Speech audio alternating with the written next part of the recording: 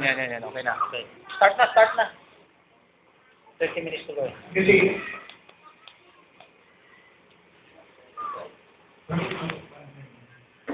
yung kanina ko, yung ginastos ni Brother Freddy, actually, sumakating ako doon sa statement ni Brother Freddy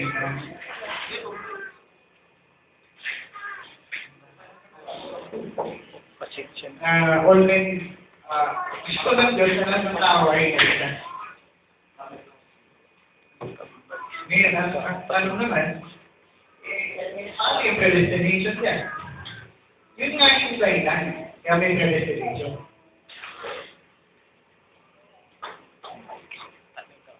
Basahin ko po yung talata na pinagkita kanina ng Brother Freddy. Verse Timothy 2:4 yan. So, may talata sa Brother Freddy, verse 15 tayo, no? J9. Second Peter. Bakit po? Kasi, doon sa First Timothy, mabilis lang po ito, hindi masyadong matagal. This is again, sa sabi na nila, kwensa na Brother Freddy. Oo. Masasabi ko talaga yung combination niya. Napaka-extreme talaga nun. Kasi, bakit?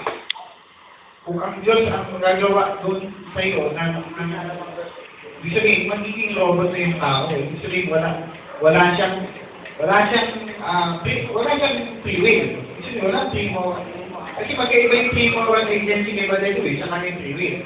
Pero ang sa akin, hindi ako agree na yung tao ay siniksik mo yung decision ng Diyos yan para siya balikan. Diba? Bakit? Kahit sa Old Testament, pwede ko ipakita yan. Bakit? Sa Old Testament, hindi yung tao hindi spiritual man doon. Pero they are saved. Diba? Bakit? Kasi mayroon silang main free will sila. Pero puntahan mo muna yung Timothy. Pag-sharing namin ito yung WBC. Sabi po dito, sa 2 verse, tingin muna. For this is good and acceptable in the sight of our God, our Lord, our Savior, who will have all men to be saved. Gusto ko lang itong figure. Who? All. In capital letter. Men. To be saved. Ngayon, hindi sabihan ng pagbilis yan. Right, Baptist? Sabi niya, hindi. Ipinilit talaga ang Diyos. Hindi lahat talaga. Agree ako doon. Pero, First Timothy 4. Tapos yung kanina, yung 2 Peter, Brother Freddy? Sige na no? Nakalagay din, let all men, nakalagay ba? Save them. Brother Freddy, nakalagay pa, let all men save.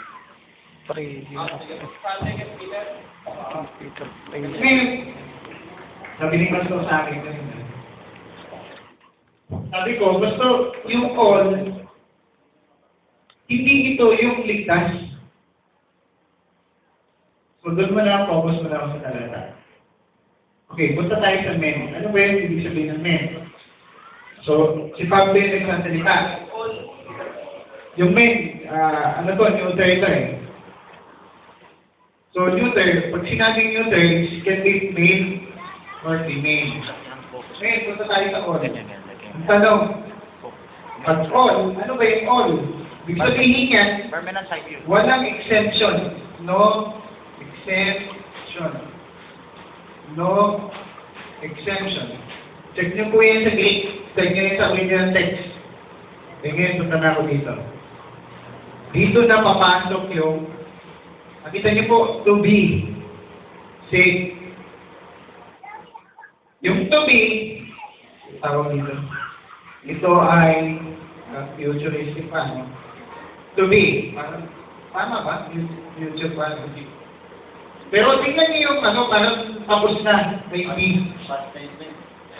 Anong tawag dyan sa klase ng graph na yun? Opo, ito past tense na yung same. Pero yung to be, future tense pa. So ngayon, ang sinasagot ko muna, specifically, paano yung predestination?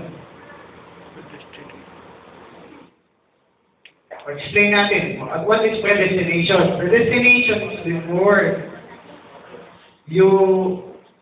the foundation of the world, you are chosen. You are chosen. Sabihin, ang predestination, predetermine your destination.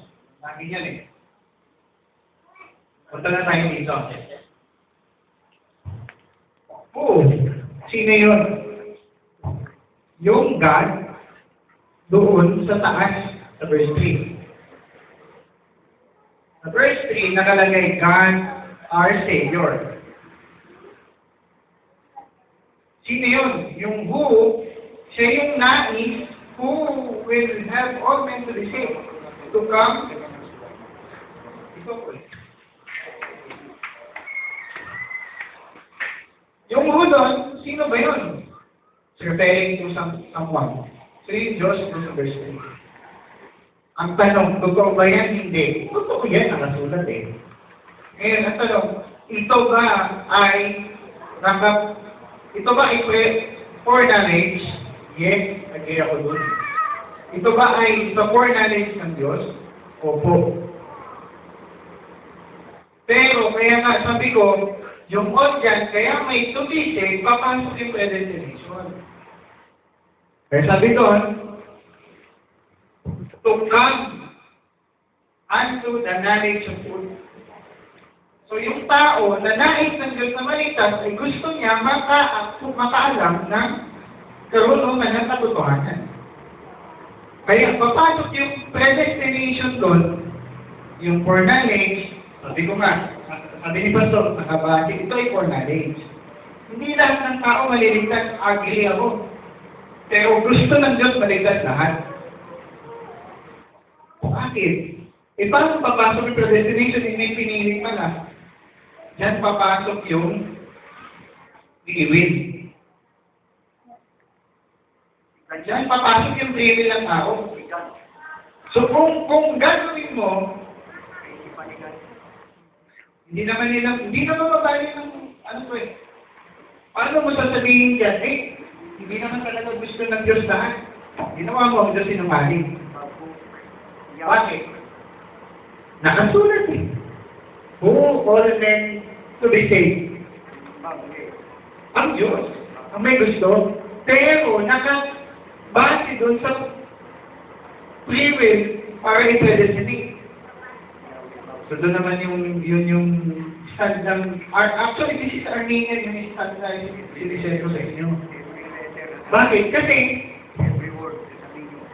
may isa pang talata ba? Pwede pa naman yung talata rin. Kanina binigay mo. Ito ang tanong. Ang tao ba sa kalagayan depraved,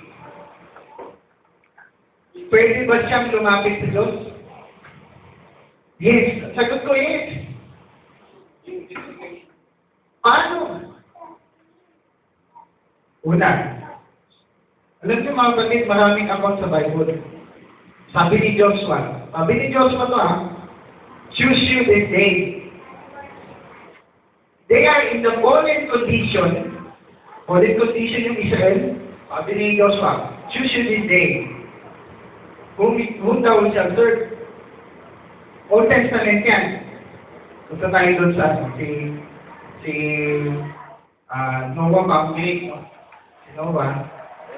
Hindi pa siya born again. Kung born again kasi New Testament eh. Or pwede extend mo ko, kunti lang na namin kumilis na tayo.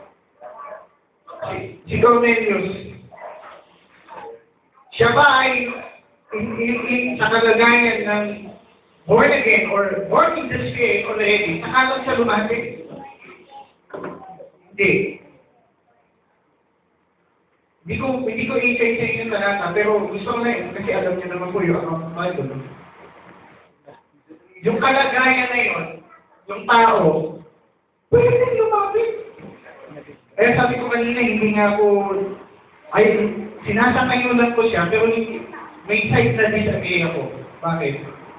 May kakayanin yung taong lumapit sa Panginoon kahit siya i-betray. Pag siya'y makasalanan siya, gusto niya magsisi. In reality, i-apply mo sa buhay mo, in reality, paano ng Diyos inabot yung tao? Lalapit ba ang Diyos sa kanya? Hindi. May ginawa pa rin siya. Pumunta siya sa Bible study. May instrumento pa rin. Nag-invite sa kanya.